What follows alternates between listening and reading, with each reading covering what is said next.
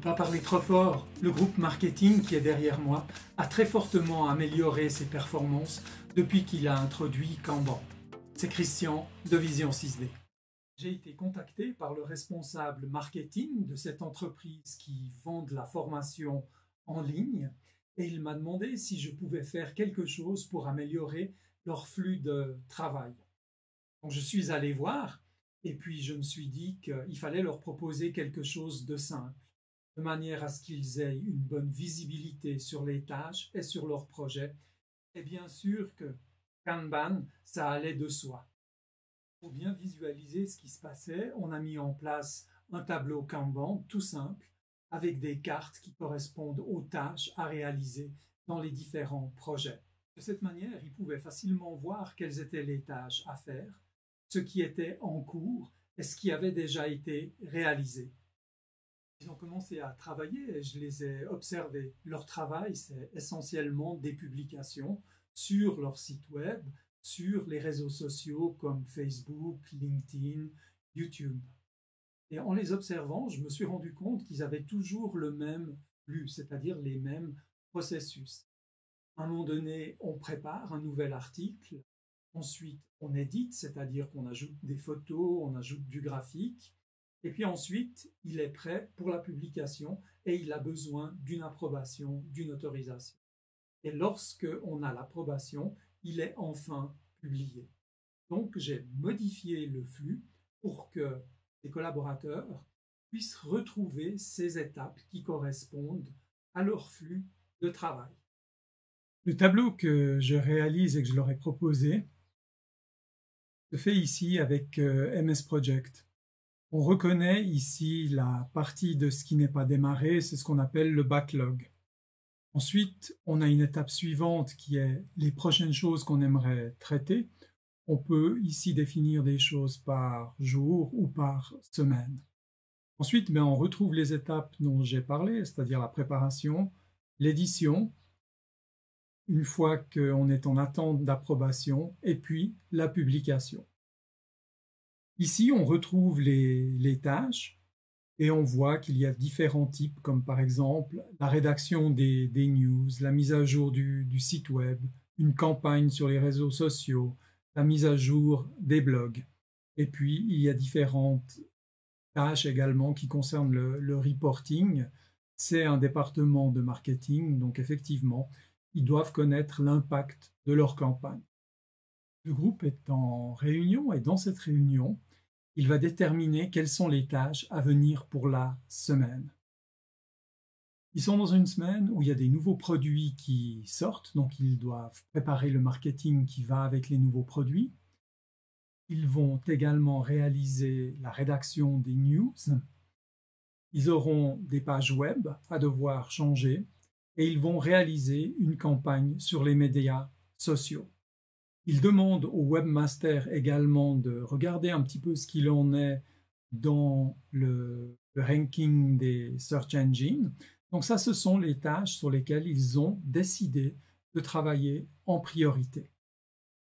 Les deux éditeurs vont se charger d'une part de la préparation des informations pour les nouveaux produits et puis la rédaction des actualités.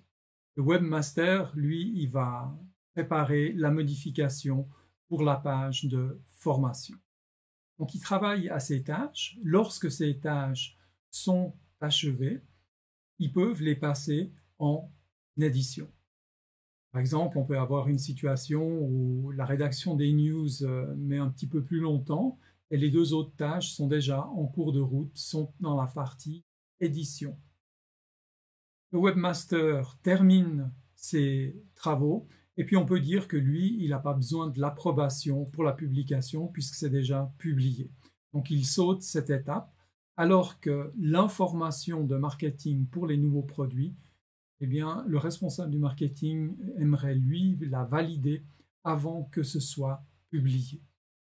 Donc le webmaster, lorsqu'il a terminé son travail ici, il peut attaquer, par exemple, l'analyse des résultats de Search Engine et l'optimisation des critères de recherche. Le deuxième éditeur peut, lui, démarrer la campagne sur les réseaux sociaux.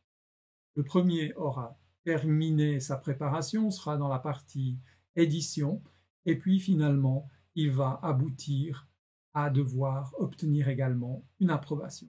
L'éditeur peut maintenant attaquer une des analyses de marché, donc il va prendre pour le marché asiatique ici, et il va se mettre en route avec la préparation de cette analyse.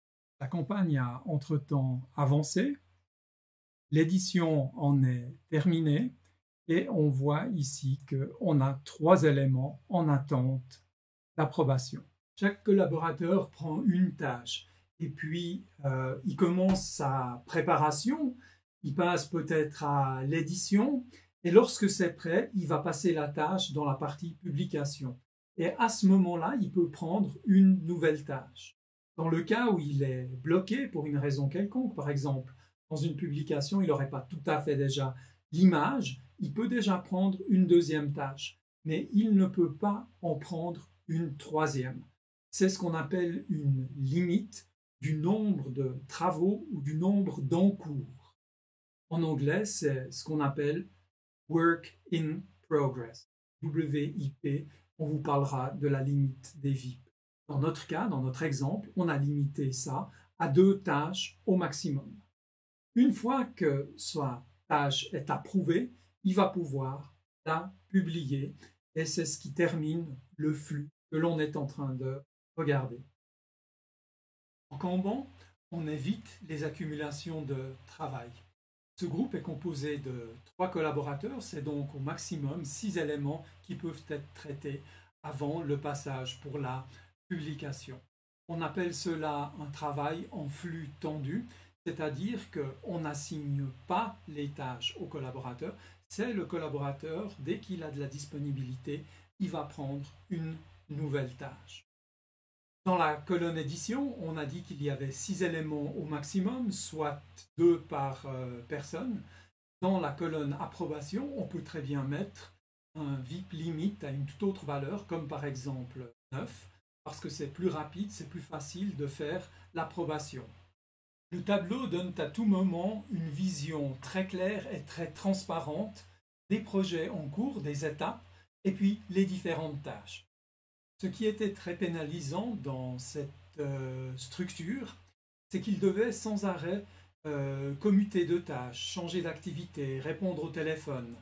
Et en fait, ce que l'on a remarqué, c'est que c'était surtout une perte de concentration. Et chaque fois qu'il fallait se remettre dans une tâche, c'était un temps précieux qui était perdu. C'est pour ça que d'avoir limité le nombre de tâches en cours a rendu l'ensemble beaucoup plus efficace. Avant, ils étaient sans arrêt en train d'écrire des choses sur Facebook pour l'entreprise et puis de devoir attendre les commentaires, réagir aux commentaires. Tandis que maintenant, on fait une chose, une deuxième chose et on reste bien concentré. Les collaborateurs, ils ont beaucoup apprécié cette visibilité que leur donne le tableau, à la fois sur les projets et sur les tâches. Kanban permet de s'adapter facilement et convient très bien à un milieu dynamique avec des changements fréquents. Kanban, bien que ça provienne de l'industrie, fait partie des méthodes utilisées dans les méthodes agiles. Elle est utilisée, on le voit ici, dans un environnement de marketing. C'est utilisé depuis longtemps pour le développement logiciel, dans les hôpitaux également, et puis bien sûr, comme je l'ai dit d'entrée, dans l'industrie. Dans une prochaine vidéo, on va regarder comment on construit avec MS Project tout cet environnement qui nous permet de travailler assez simplement avec la méthode Kanban. Ce qui est particulièrement apprécié, c'est que c'est simple. On arrive très vite à voir dans le flux où se trouvent les goulots d'étranglement, à prendre des mesures pour améliorer cette situation. Et je dirais qu'avec peu d'investissement, pas beaucoup de formation, on arrive très très vite à améliorer les performances d'un groupe, voire de tout un ensemble de groupes de travail. Vous avez apprécié cette vidéo, bien, moi j'aime les likes, et puis commentez, posez des questions, et surtout inscrivez-vous à la chaîne, parce que ça me permet d'accéder à des nouvelles fonctions, et grâce à ces nouvelles fonctions, je peux vous proposer des nouveaux services. Allez, à tout bientôt, ciao ciao.